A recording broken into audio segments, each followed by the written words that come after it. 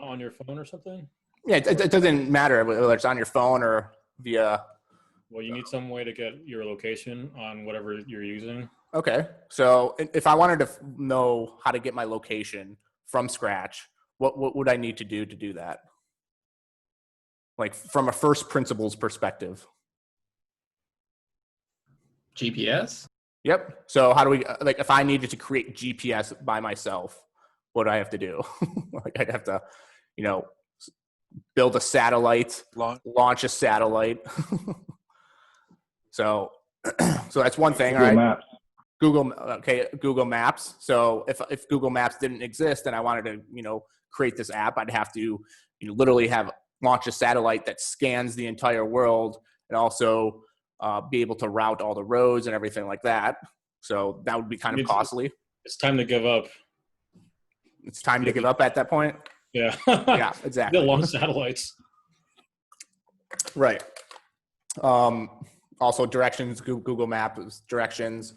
Another example of usually when you want lemonade, it's not really it's usually on a hot, nice summer day. So when it's raining, I wouldn't want necessarily to have lemonade. So I might want to, have some sort of weather API or be able to predict the weather to know whether or not I might want lemonade or not. So again, I'd have to, create some Doppler radars and, do all that coding and all that just to predict the weather and everything like that. So luckily, there's a lot of companies that have already done all the hard work lifting for us.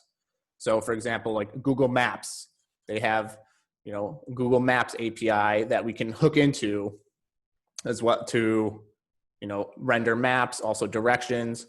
If I wanted to pay for something, so if I wanted to pay for that lemonade, if I want to do it from scratch, I'd have to create a credit card processing. I'd have to store the credit card information, which is from a liability perspective, very dangerous. So luckily there's other companies that have created, credit card processing like PayPal, Stripe. There's other things like that. With weather, I can use the weather app or some other, dark skies weather app API to predict the weather. So luckily I have access to these other companies that have invested billions of dollars to create all this infrastructure, and I'm able to just literally plug into it and get that information, get that data, and be able to build my app now. I mean, Uber would not be able to exist without Google Maps. That's V1. That's what they use. They use Google Maps. I think they still might use Google Maps. Same with Stripe, which is a credit card processing, Shopify, all those are kind of almost endpoints in which we can create, websites, process credit cards, all that stuff. What questions do you have about that?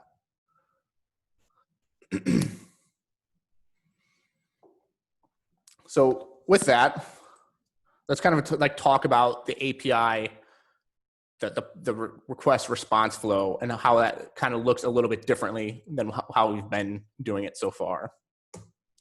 So we have our Django application over here, and usually we have our own server where in our views, we create, a response or render a response and then render a specific template, but it usually goes into, it queries our database, gets that data back from our database, and then passes that data into a template, and the template renders some HTML with our data input into that.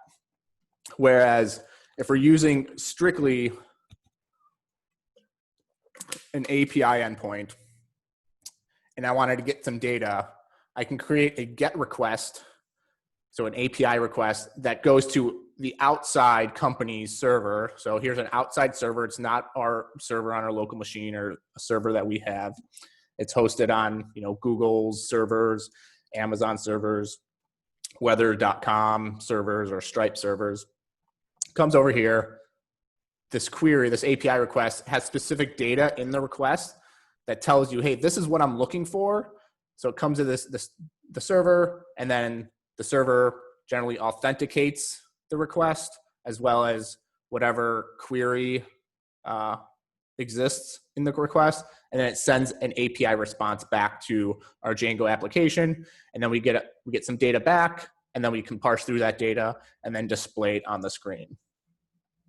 So the API request, it's not a post request how we have been doing. So they're specifically, they're GET requests. So here is a real life, I'm gonna present it so it's a little more visible. Here is an API request for these very specific services. So the National Park Service has a great API. I really like it. You can do a lot with it. The Ticketmaster API, which we're going to be using in today's challenge. And then the Dark Sky, which is a weather API. It's no longer available. I think Apple bought them out, but you can't sign up for it. It's literally going to a API endpoint, or essentially a URL. So the National Park Service, it's literally like developer.mps.gov/API/v1 parks in a park code. Like this is a very specific query that only can work for the National Park Service API. And then it's got some search query, which is generally a variable that we pass in as on our Django app. And then also it has this thing called an API key that we must pass in most of the time to these outside services, kind of like authenticates us to make sure that like, hey, this person is legitimate, and it kind of associates me with this API request. Here's the Ticketmaster API. It's app.ticketmaster/discovery v2 events JSON keyword and some kind of search query. So this one specifically, I'm searching for events with this specific keyword. So I can say, type in like Lady Gaga, and it might return all Lady Gaga events. And then the Dark Sky Weather API, kind of similar, api.darksky.net. This is what an API endpoint looks like. So it's got the API key, and I pass in a latitude and longitude, and it gives me the weather for that. So that's what I pass in to the server, like the National Park Service Ticketmaster, and the response, it comes into here, and the response is a JSON, more often than not, a JSON response, JavaScript object notation. This is an example of the National Park Service response. It's literally a JSON response of an array of an object right here. Yeah, this is just an example of one, but it could be substantially larger than this. It can be, an array of 100 length, and each array, yeah, you'll see when you get to Ticketmaster API, like the response could be massive, and you have to parse through that response to get the data you specifically want. And then comes back into the Django application, we can parse through this data and then display what we want, pass it into a template, and display whatever we want on the screen. Does anybody have any questions of kind of what the API endpoint looks like, which is up here in the green, that's for these specific services? And then what the response kind of looks like. We're not doing anything with our database right now. It's all, so like this is essentially a Django application that doesn't have a backend. It's literally just using a third-party API endpoints. What questions do you have?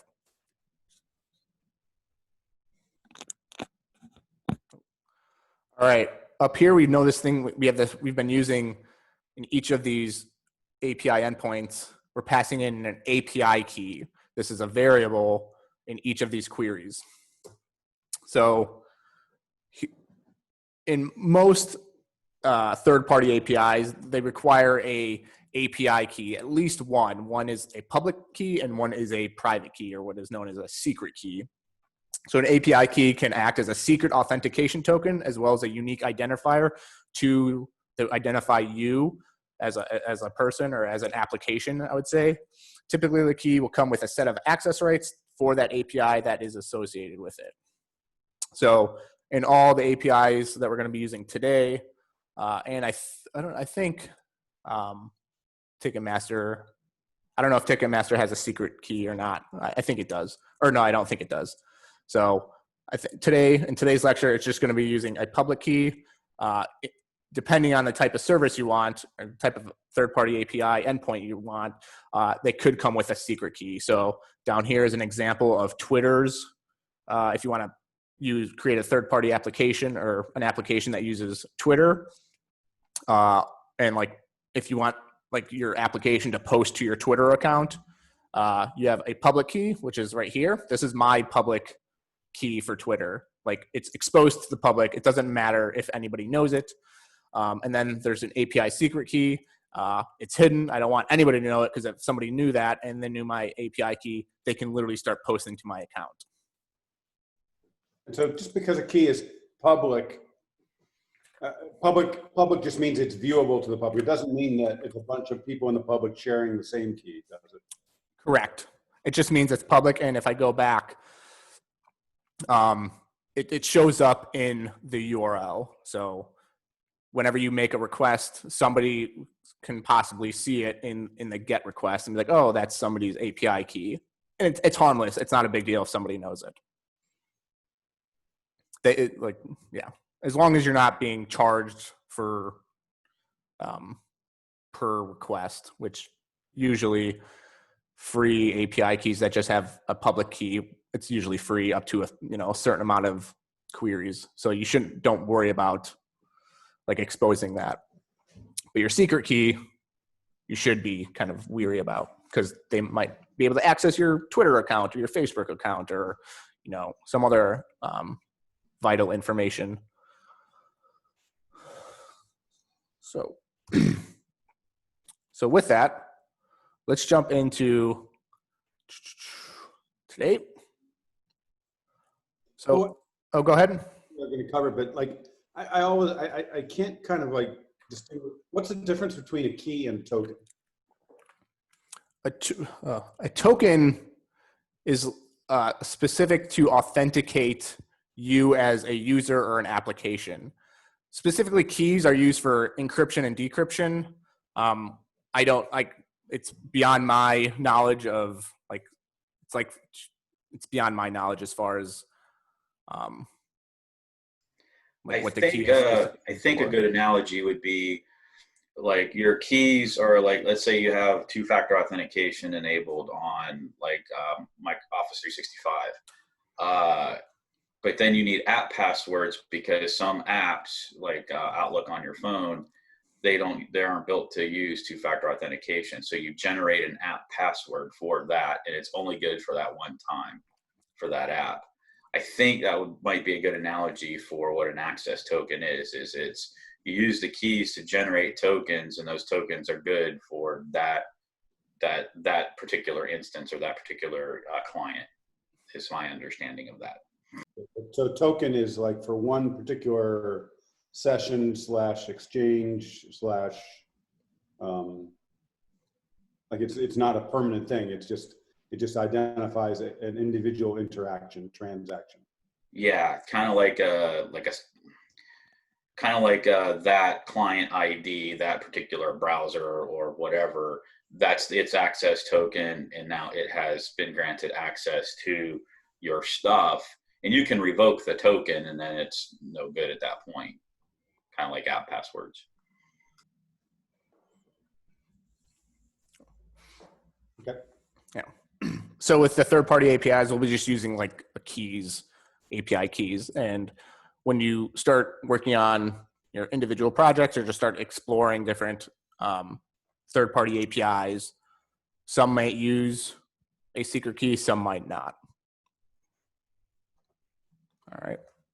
So with this, and today we're going to be using Google's third-party embed or maps API to render some maps on the screen. Because up until this point, our CRUD apps have literally just been like create, read, update, delete. It's been pretty kind of like on repeat, pretty much repeat the same steps. And we haven't been making anything really sexy, that interactive. So now we're going to actually use Google Maps Embed API to render some maps on the screen.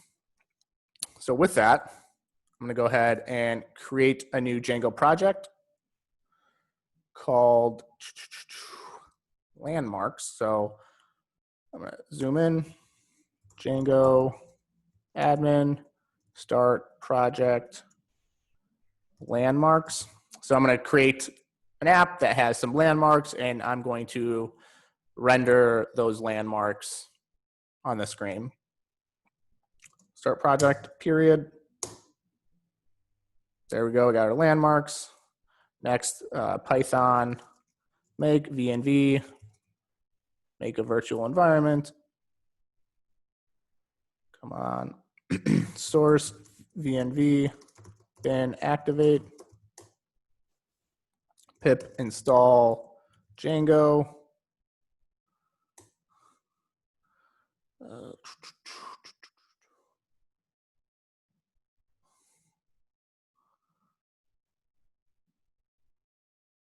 it's installing. There we go. And now I'm going to create a Django app called Maps. And the purpose of this Maps application is just display landmarks. UI, start, app, map. All right, clear. So now we're going to actually, store some data in the database, and then we're gonna extract some data from that database and push it into, we're gonna make a GET request to Google Maps API, and then it's going to render some stuff on the screen.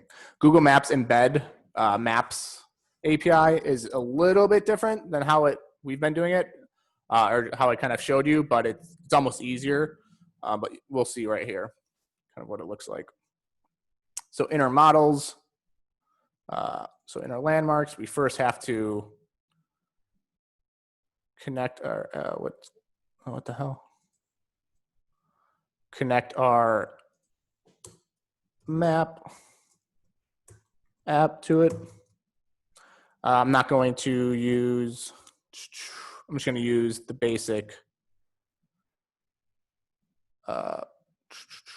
SQLite database. All right. So in our models now, we can actually create some models.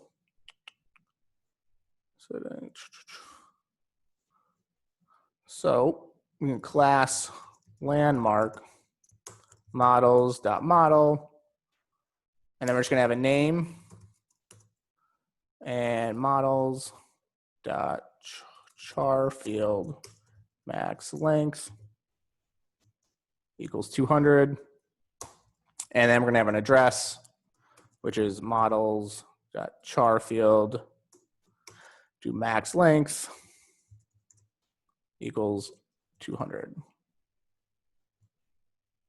And then I'm going to have under string. It's going to return an F string with an ID of self.id, period. Self.name, located at self.address.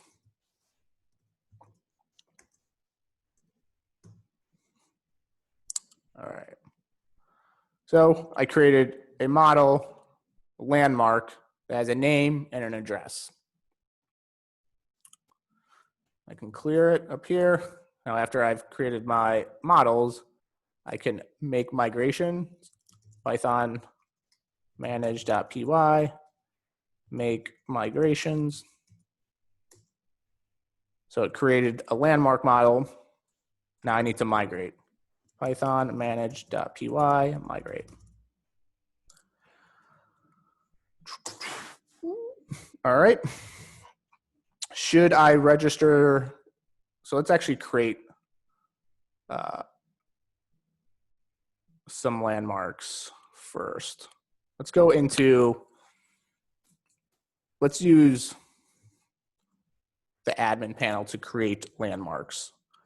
How do I register this landmarks to the admin panel? Does anybody remember?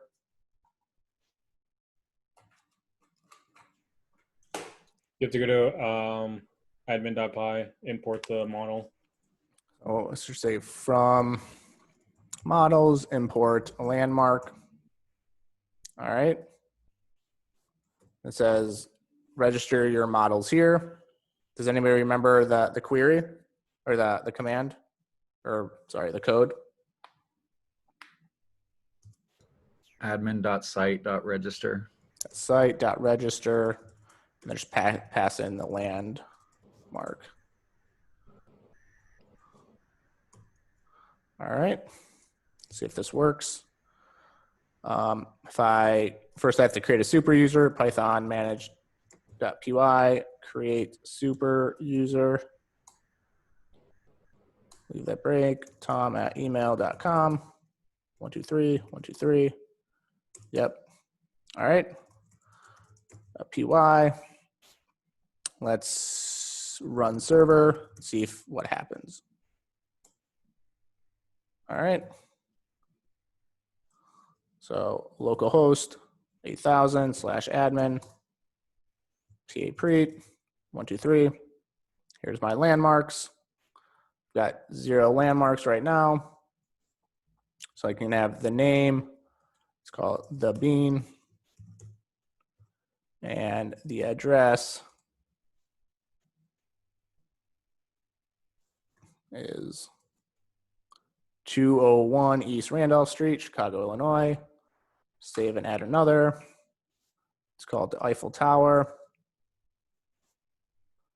Address is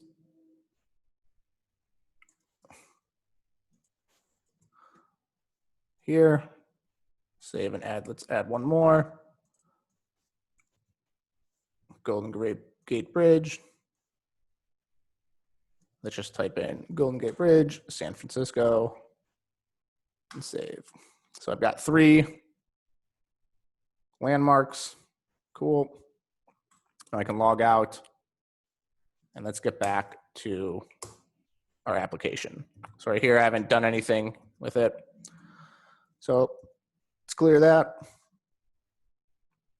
Now we want to actually start creating, delete all this, our URLs in our project. I need to include and do path. Let's do landmarks, and then include map.urls. Then inside the map, so I'm going to create a page when I just go to landmarks that's going to list all the landmarks, and then I'm going to click on the landmarks. It's going to take me that landmark detail page, and in there it's going to render a Google map. So I've got the path. All right, so now I can create a urls.py file. I'm going to kind of copy this over here. I don't need that. Don't need that. So when I go here first, I need to go to views called landmarks, or all landmarks, marks page, and then name, let's call it all landmarks. So does anybody have any questions about what I've kind of just done right now? I created a Django app or project called Landmarks, created a Django app called Maps, created a model of a landmark that has a name and address, just char field, and registered that my app to the settings, created a URLs to /landmarks. And then here I'm going to create, when it just goes to /landmarks, it's going to post or loop through all the landmarks and just list them all. So anybody have any questions about what I just did and where we're going with this? So should be all pretty familiar with like this process up until this point. For what you've done right now, it just lists the landmarks. It doesn't throw anything on a map yet. Correct. So, and then I have to go into my views and I have to create from .models, import my landmark model. And then in here, def all landmarks request. And in here, I need to grab all the landmarks from the database, all landmarks. I can just say landmarks, it's not that. Landmarks equals landmark dot objects dot all. Then return, render the request, followed by, let's call it map / landmark list.html, because it's going to list all the landmarks.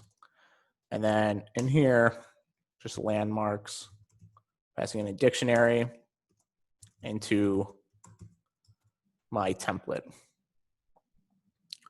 So in my maps app, I have to create a templates folder. Within my templates folder, I'm going to create a map folder, and within there, I'm going to create a landmark list.html file. Just making sure it's there. All right, so in my landmark list HTML file, do h1. Let's go to create a div. Say like my landmarks. And then I'm going to loop through all the landmarks and just display the name and the address. So for landmarks, for landmark in landmarks, N4, and in here, and create a div, H2, say, is it landmark name, dot name,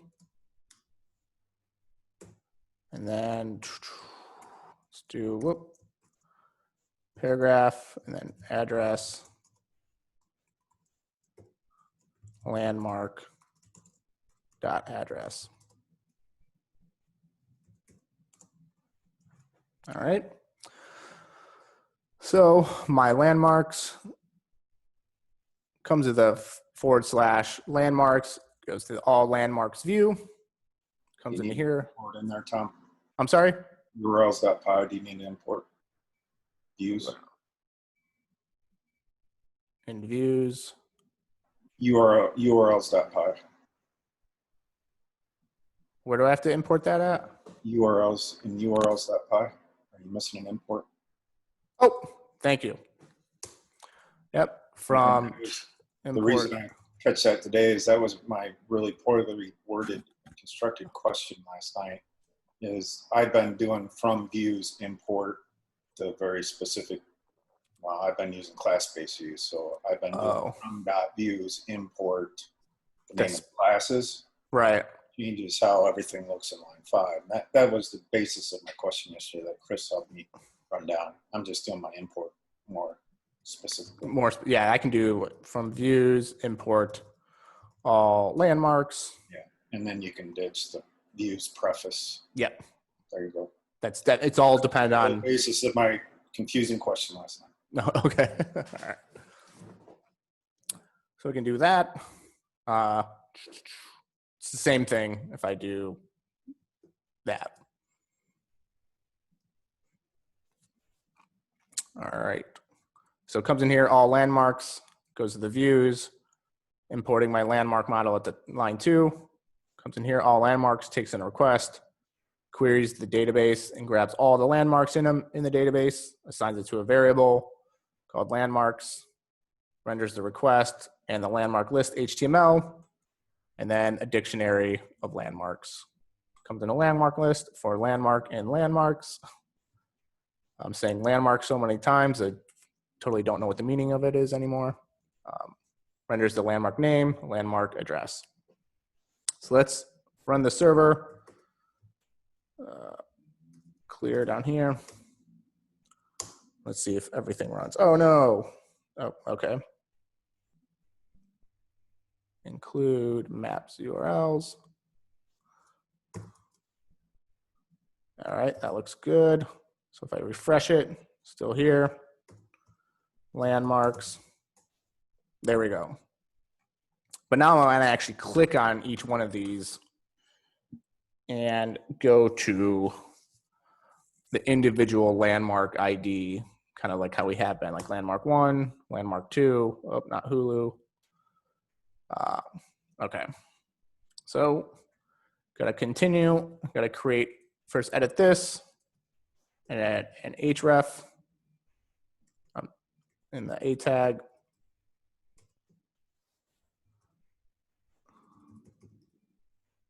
Href equals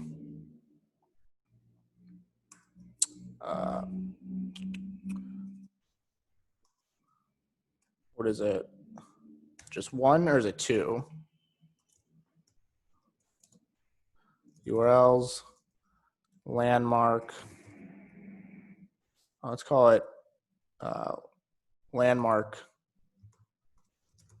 detail, then pass in the landmark.id. Let's actually call landmark underscore ID equals, just to keep things consistent throughout.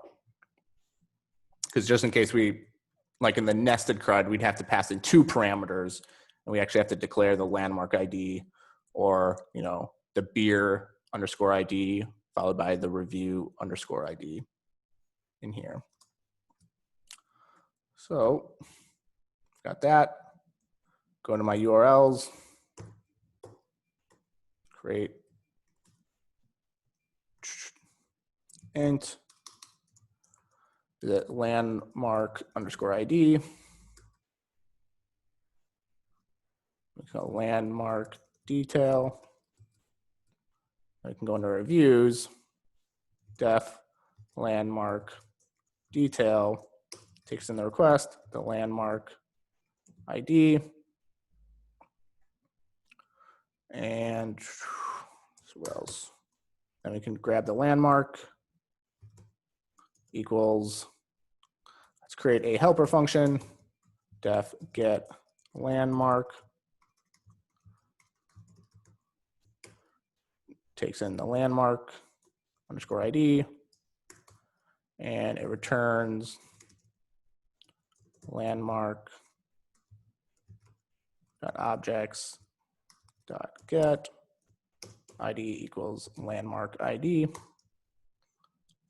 So I can just say get landmark ID, landmark ID, and return render the request map slash landmark underscore detail dot HTML landmark.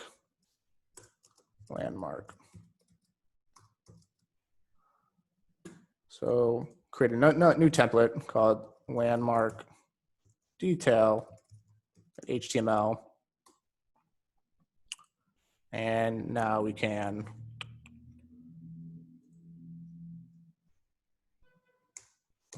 let's create a div. Let's do H1, H2, landmark.name, create a p tag, landmark address. So let's see if this works.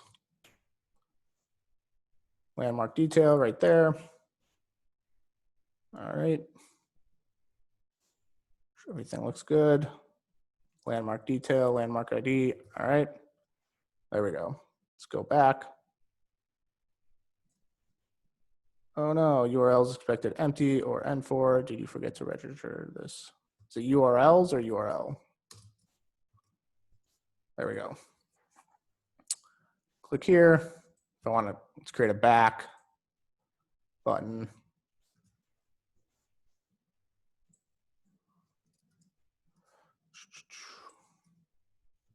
Oh.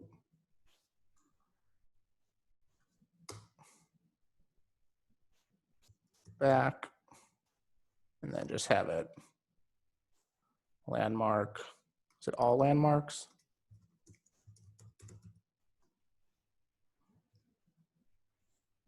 Yep. Cool. So now we actually have to render a Google map when you click right here. So this is where reading the documentation is important, because anytime you want to work with a third-party API, they all operate a little bit differently as far as the queries and like the API endpoint.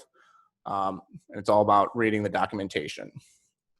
So now we want to render a Google map underneath this address. So you can say Google Maps API. All right. So in here, you can say, all right. So here's the documentation for the Google Maps platform. And there's a bunch of different things you can do with the Google Maps. There's software developer kits for Android, iOS. There's static map API. There's a JavaScript API for maps. If you're using just JavaScript, there's a Street View. There's a Maps URLs. It says launch Google Maps and initial and action, like a search direction. Okay. But we're going to use this Maps embed API. It says add an interactive map or Street View panorama to your site using a simple HTTP request. Cool. So does anybody have any questions about what I just did up in here to get the app working before I actually move on to the Google Maps embed API?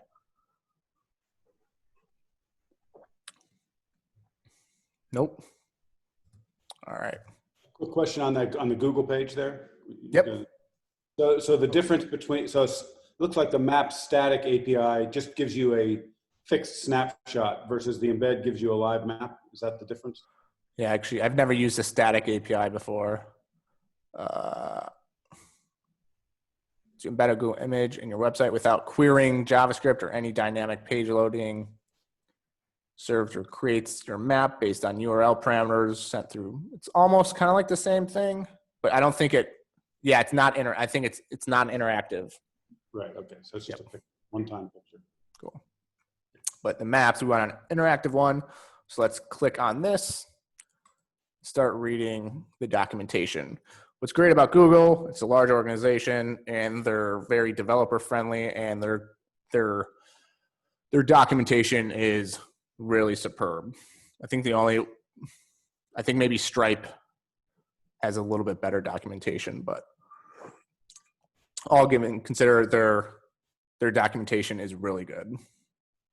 So it says quick start build a new map, enter a location. All right, let's take a look at some of our locations. How about that before you begin? Do you need an account? It looks like. Yeah, we're gonna go ahead and go through with that. But I just kind of want to show you kind of what initially, and then we'll go ahead and create an account, grab an API key, integrate all that, actually make a request and all that.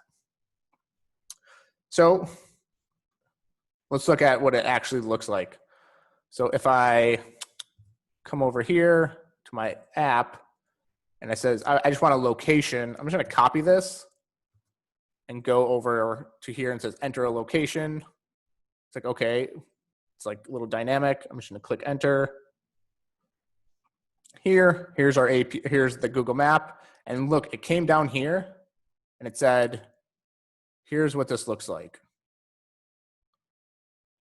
Like that's what in an HTML that we need to embed in our landmark detail page. It looks we need an iframe with a source, which looks like has a place with a query with a place ID.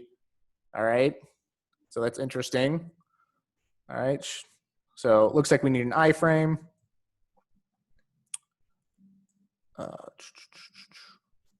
So let's open. I'm just gonna copy this right now and throw that in here. So here's a place ID, and it says right here there's a key. So this is where like my API key would go. API key. Let's just refresh and see what happens. Oh, it says Google Maps platform rejected your request. You must use an API key to authenticate each request to Google Maps platform APIs. For additional information. It says maps/no account. That's cool. Let's just keep looking. All right. That's it. Now we go to the developer guide. We have the quick start just so we kind of know what we need. And now let's go to the developer guide. All right. Here's another quick example. It says the maps embed API lets you place in it. All right, cool. We kind of already know that. And here's another one. It also looks like the difference between this one, it has a place ID, which has some random, characters, numbers and characters to distinguish, the bean. But here it says I can query like space dot plus needle for the place for the Seattle Space Needle. This is something I think is more in tune with how we're going to grab the specific address, because we're going to use this specific type of query, the actual name of the address. So I'm going to actually replace that with that. So Google Maps, same thing, has an iframe, width, height, frame border, and it's this source. This is like that request. This is the API endpoint that we need for this specific Google Maps. So in here, instead of, we'll want something like, oh, that doesn't work. We'll want to pass in like the landmark dot address, something like that. But let's see what this looks like. All right, so we're back at the developer guide.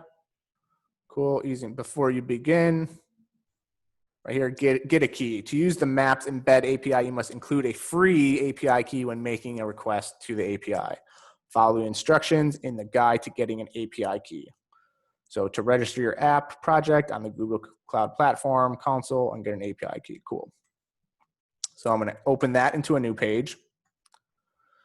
Get an API key. All right. So here's an overview. You must have at least one API key associated with your project. It says to get an API key, go to Google Cloud Platform console. I'm going to open that. And now it's going to open up my Google Cloud platform. And I've already kind of done a lot of this before, but let's just read through. It says click on the dropdown and select or create the project for which you want to add the API key. So I'm coming over here. Let's see.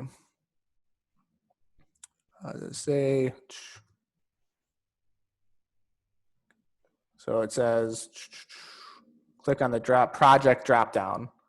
So here's the project dropdown. I already have one. I'm going to create a new project for this one.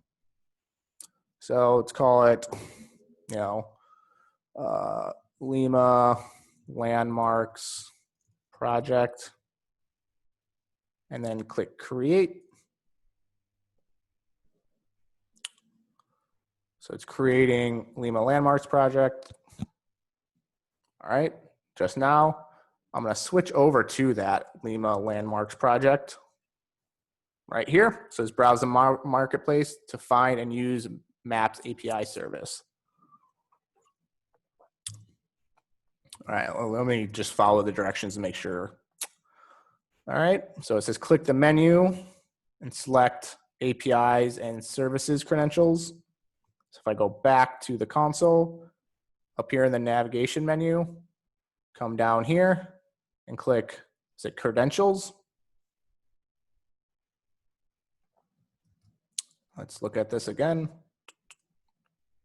Credentials, on the credentials page, click create credentials API key. All right, so create credentials API key. Clicking, creating an API. Here is my API key. So this is what I need. So I'm going to copy that. And in my API key, I can literally just paste it right there for the time being. And close that. You could restrict it, but I'm not going to do that right now. So it says, here it is. And now it kind of tells you where to add it. It says, here's where you want to add your API key. So I can actually click it there. I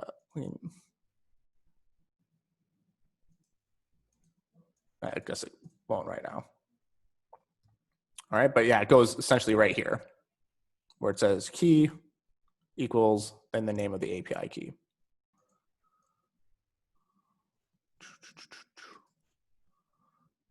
All right, so I'm gonna actually, where's my local host? I'm gonna copy this and hard code it in here just to see if it works.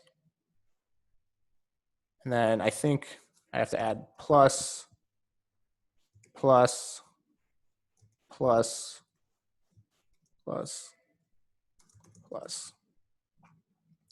Because if I look back at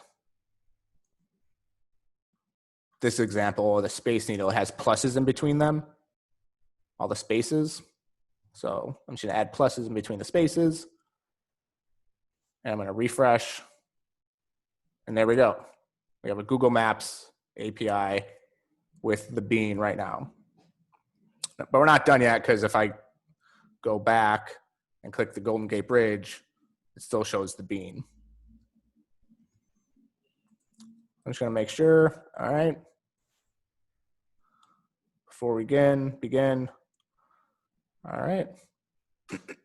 Does anybody have any questions about what we just did to create a new project, grabbing an API key, and what that Google Maps embed API kind of looks like with this iframe? And in terms of kind of best practices, like should you want to use like one key per app or one key per page? Is there value to getting kind of a bunch of individualized keys, or is it just as well to use one big key for the whole thing? Just use one big key for the app, for the project. Okay. Yep. So every time you embed something else, you just copy that same key and put it in there. Correct. However, we're going to be making it dynamic, so it's only going to be located in one spot. So we have it working now, but we're going to actually remove this. We're going to actually eventually pass this in as a variable from our view, and so it can be dynamic. So we're going to pass in, like, this is going to be dynamic, and we're going to kind of hard code this on the back end. And it automatically centers on location with the different sizes you put in. So if you change your width and height, it'll center it. Yep, I think so. Yeah, I mean, so if I go to, see, it's kind of wider now, but it's always center. And there's more attributes that you can add to this stuff to make it, like, if you want the satellite view instead of this view, you can add different attributes to it.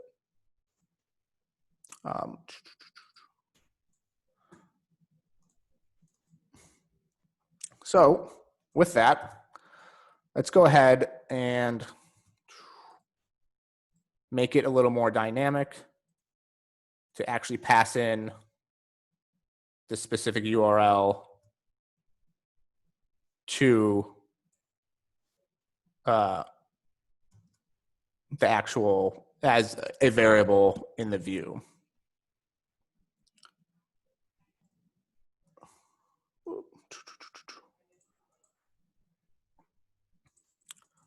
So we're going to pass this as a variable, kind of like what we did up here. And we're going to do like address, like Google Maps address. Actually, let's just call it address.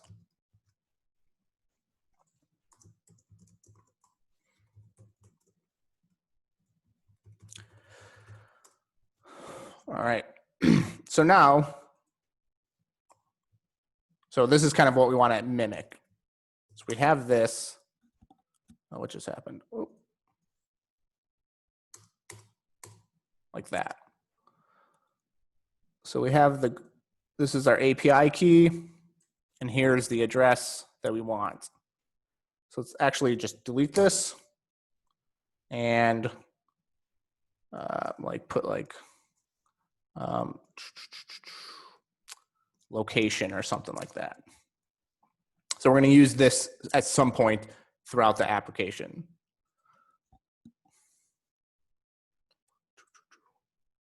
So what we want, how do we want to generate this? So the first thing we need to do is format it, the address, to have like pluses in between them.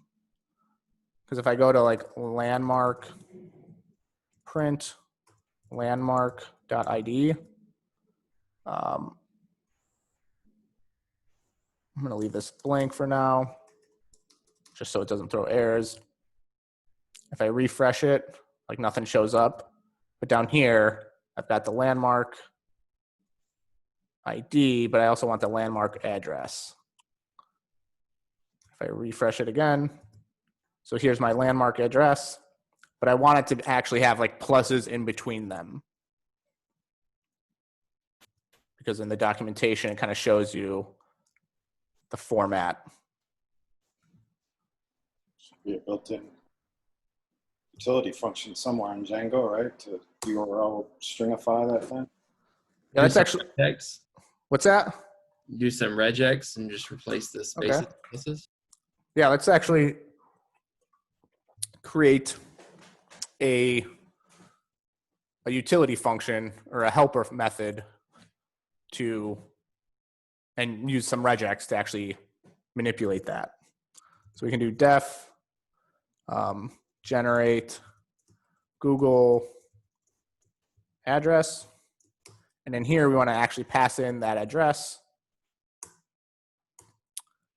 So in here, so in my landmark detail, I'm going to say address for Google, which is going to incorporate all of this thing.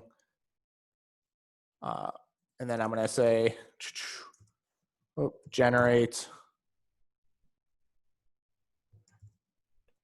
Google address. I'm going to pass in the landmark address, landmark.address. So in here, I'm just going to print the landmark, or just print the address right now, just to see what that looks like. So if I refresh it, and I've got the address down here. So when I visit the landmark, individual landmark, comes into here, landmark details, grabs the landmark ID, grabs the entire landmark from the database, the get landmark helper method up here, and then I assign a new variable address for Google, which calls this generate Google address, which I'm passing in the landmark address, which is coming down here to this generate Google address. It takes in the address as an argument and it's printing it. And then does anybody know why I'm putting this little underscore in front of it? To let everyone know that that's actually not part of your API that you're making, and nobody should be messing with that function outside of your module there. Yep. Yeah, this is strictly a helper method contained within this little module. Yeah. So now I have the address right here. I'm going to create a modified address equals, and I can use some regex to manipulate the original address. Does anybody remember how to, I want to change out all the spaces, oh, shenanigans, with pluses. Where'd it go? Does anyone know what that regex looks like? It's re.sub, I think. Address. So if I just wanted to replace something. Oh, just replace. Okay. Replace. Space with plus. Space, comma, plus. Space, comma, plus. So let's go print that modified address and see what that looks like again. So I'm going to refresh it. And here we go. We have this exactly kind of what we need. So now I can actually return this entire thing. But instead of location, I'm going to put modified underscore address. Is it okay that it doesn't have a plus in front of the 201? Yes. The first thing, it's okay. Yeah. So if we look at like right here, there's no pluses in front of the S or anything. Is that what you're asking? Yeah, that's what I was asking. Cool. So I've got this modified address. Now I can probably delete this. I've got this public API key. Because if I actually look at, oh no, it's not going to show up. Not yet. So I've got this.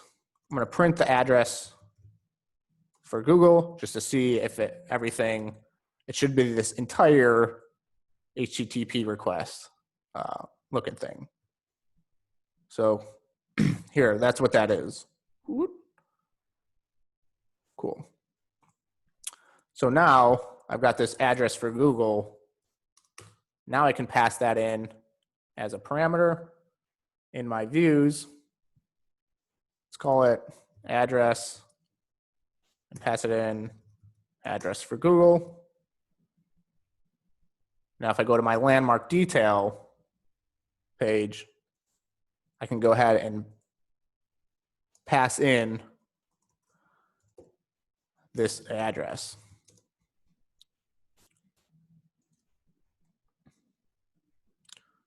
Anybody have any questions about what I've done so far? I'm going to add some additional parameters. Well, let's see if this works. So am I refreshing it? Cool. Work. Now if I go back and I see the Golden Gate Bridge, there's the Golden Gate Bridge. I can scroll out. Let's see if the Eiffel Tower works. There we go. And I can add some additional parameters on this address. So after the modified address, I can add some like zoom equals 17 and map type equals satellite. So if I refresh it, come in here, I've got a satellite version. And now if I look at the elements, I can see the Google, pretty much see that specific API key and all the specific parameters that are passed in.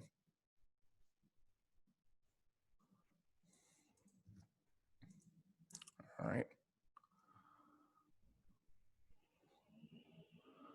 So what questions do you have?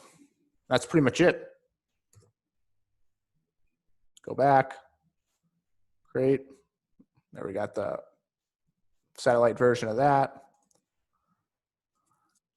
And the Eiffel Tower.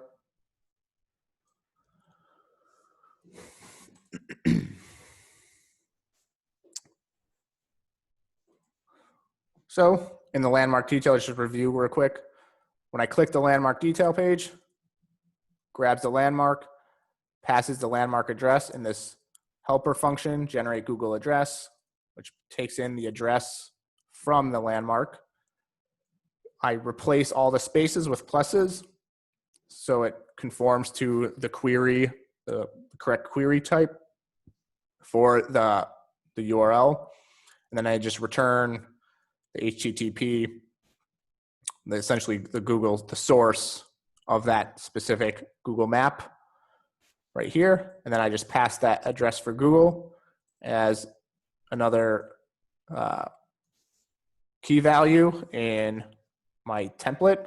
So in my landmark detail, I have this iframe here, and I'm literally just passing in that address in the source of that. I can move everything back. What is it, 700 and 450? Yeah, let's see what border 2 looks like. Oh, shenanigans. I don't even know if it has a, oh yeah, it kind of does have a border.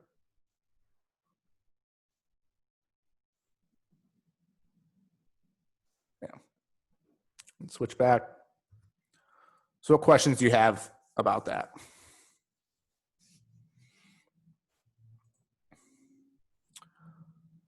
I just checked, and Google is happy with the plus, or you can use the %20.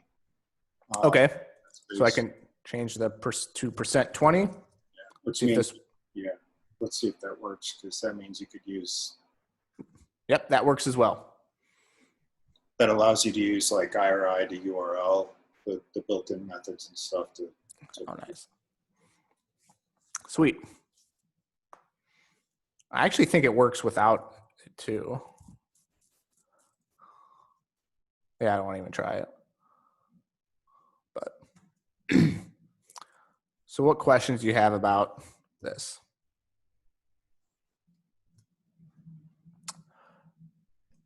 You generally don't want, if you have a secret key, you kind of want to keep it secret, not exposed to the public in your app. So it's also good practice to set these to environmental variables, which you can do in settings, but I'll let you all read up on that.